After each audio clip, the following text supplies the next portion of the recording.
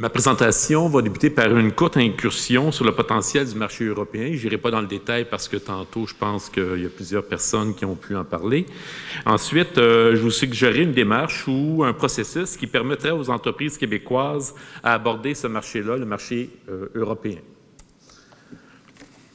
Pour débuter, on entend tous que le marché européen, ce n'est pas un marché facile. Mais sérieusement, est-ce qu'on en connaît des marchés qui sont faciles? Au cours des prochaines minutes, je suis en train de démystifier ce marché et de vous indiquer non pas la voie à suivre, mais plutôt une voie là, qui pourrait être suggérée.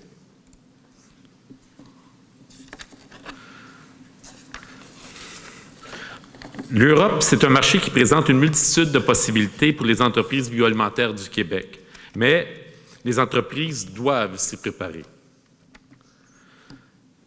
L'accès au marché Europe, comme tout autre marché pour les entreprises, passe par un processus que l'on résumera au cours des prochaines minutes dans la connaissance du marché convoité, l'adaptation des façons de faire et des produits, et évidemment le passage à l'action.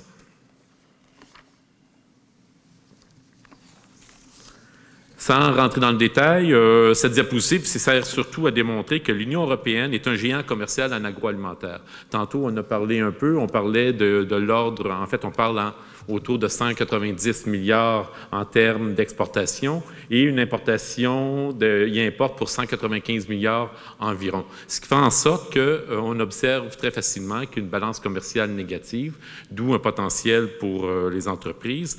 Puis, une chose importante, c'est que dans les faits, ça a été mentionné un peu tantôt, l'Europe, ça achète de tout et ça vend de tout aussi. Juste pour comparer, puis tantôt, ça a été rapporté, les exportations vers l'Europe du Québec représentent à peu près un demi-milliard, tandis que nos importations, c'est près de 1 milliard annuellement.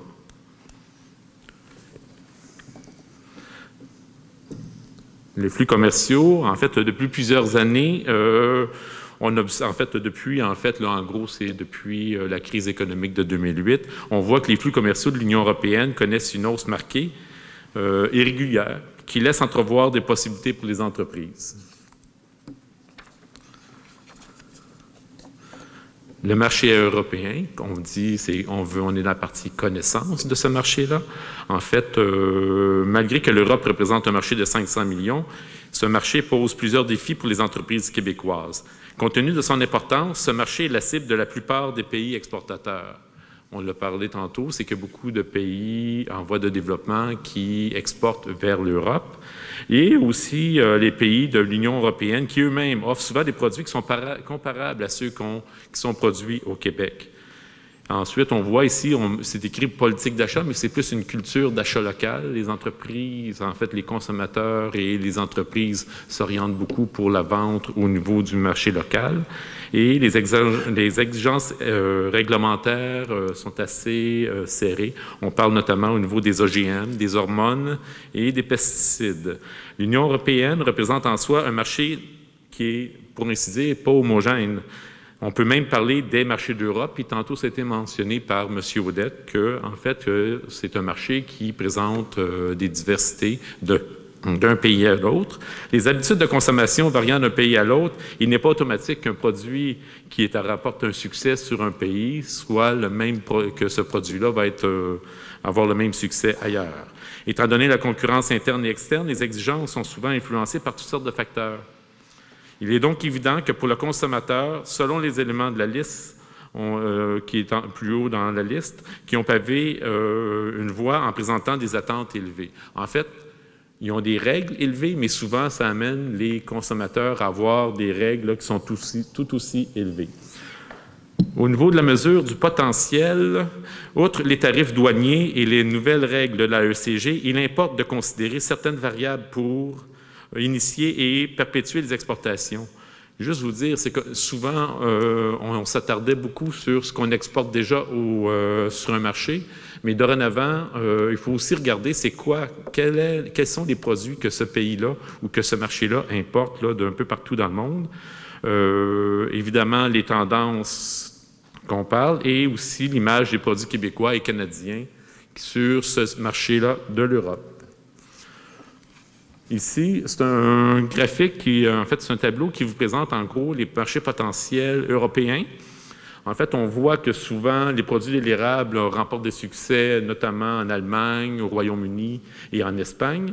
Dans la première colonne, c'est vraiment en relation avec les marchés ou les produits qui sont consommés. Et dans la colonne de droite, on retrouve les pays qui sont nos principaux concurrents pour ces produits-là. Et on a parlé tantôt, comme vous pouvez le constater sur la diapositive, les États-Unis nous concurrencent sur plusieurs produits, dont les produits de l'érable, les produits de la mer, les produits de la boulangerie, le jus de canneberge, les haricots et lentilles. À compter de l'entrée en vigueur de la ECG, le 21 septembre prochain, le Canada bénéficiera d'un avantage significatif par rapport aux États-Unis, qui sont souvent nos concurrents pour nos exportations sur le territoire européen. Nos recherches aussi démontrent que les marchés prioritaires sur lesquels nous devrons attarder, c'est surtout l'Allemagne, le Royaume-Uni, la France, les Pays-Bas et l'Espagne pour ces produits-là. Évidemment, on est allé un petit peu plus loin. On a regardé aussi quels étaient les autres produits sur lesquels on pourrait avoir un potentiel. On parle notamment des boissons alcoolisées. On parle ici principalement de la bière, du cidre et des spiritueux, du soya et de ses produits dérivés, des aliments santé, les levures et les viandes de bovins.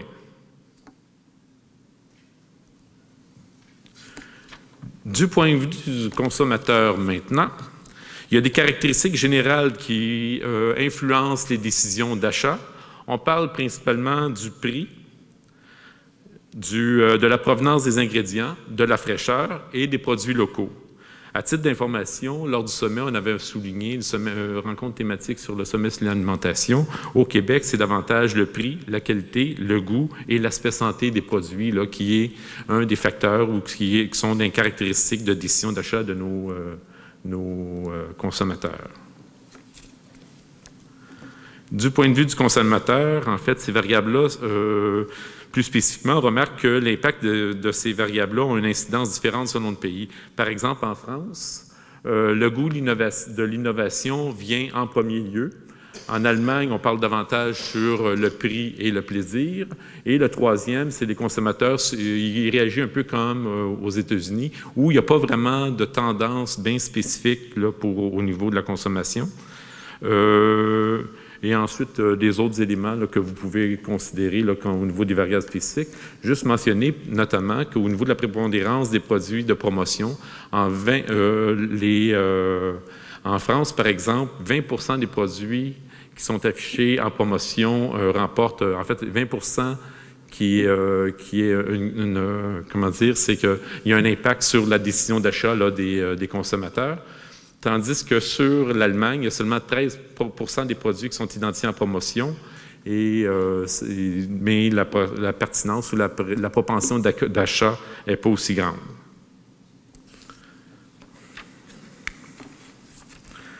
Maintenant, au niveau des variables ou les caractéristiques d'exigence des acheteurs, on est au niveau des acheteurs. Évidemment, la traçabilité est un élément important. Les sans OGM, les clean label, les biologiques, les produits biologiques, les produits qui ont des attributs santé et, comme on parlait tantôt, toute la partie considérant là, la sécurité alimentaire remporte aussi là, la palme là, au niveau des décisions d'achat et ou par les différents acheteurs professionnels. Au niveau de la réflexion, juste vous dire, c'est de la connaissance des marchés. On va passer sur l'adaptation des produits par rapport à chacun des marchés. Ensuite, comme vous allez voir, il y a une décision à prendre là, entre de quel produit, c'est pour quel marché qui peut être un aspect gagnant là, au niveau des entreprises québécoises. On parle ici de votre stratégie. Là, on parlait d'adaptation, de la stratégie, en fait, que vous allez mettre en place. C'est une stratégie, en fait, là, au niveau de ce marché-là. Votre positionnement sur le marché, il doit être revu en fonction pour répondre aux besoins du marché. La stratégie face aux concurrents. Les actions de marketing ou les actions qui permettent d'accéder au marché et ensuite vos pratiques d'affaires. On sait que les pratiques d'affaires sont sensiblement différentes de celles qu'on connaît actuellement. Quand on parle de tradition et innovation, en fait, on parle d'innovation beaucoup ici, mais en Europe, souvent, on fait la jonction entre les deux, où tradition, innovation, ça va un peu de pair. Par exemple, en bas à gauche, c'est Le bonheur est dans les pots. Il propose une nouvelle recette du terroir dans le respect des traditions culinaires françaises, toutes végétariennes. Donc, on est loin des produits qu'on est habitué de voir quand on parle de tradition versus innovation au Québec.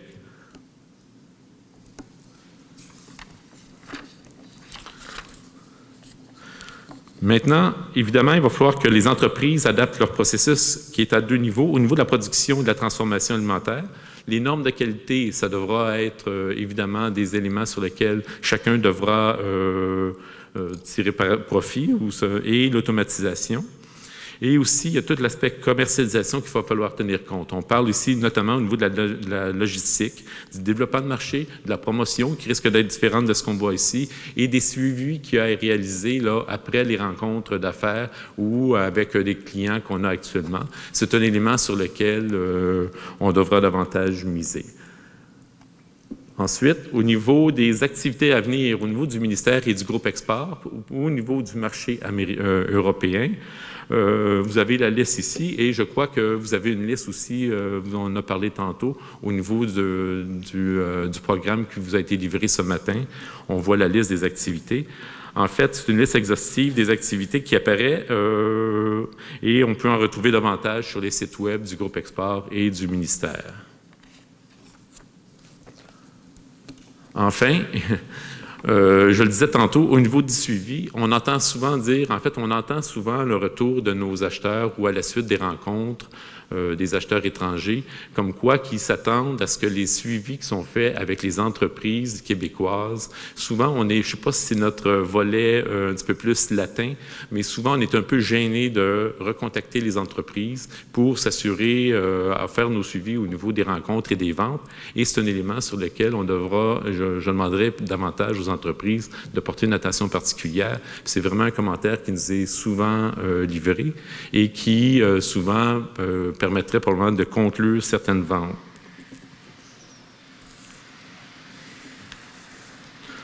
Enfin, pour terminer la présentation, juste vous dire que les partenaires, le MAPAC et le groupe Export sont en mesure de vous accompagner dans les démarches et les différentes étapes du processus d'exportation vers les marchés, dont le marché européen. Donc, je vous remercie beaucoup et je vous souhaite une bonne journée.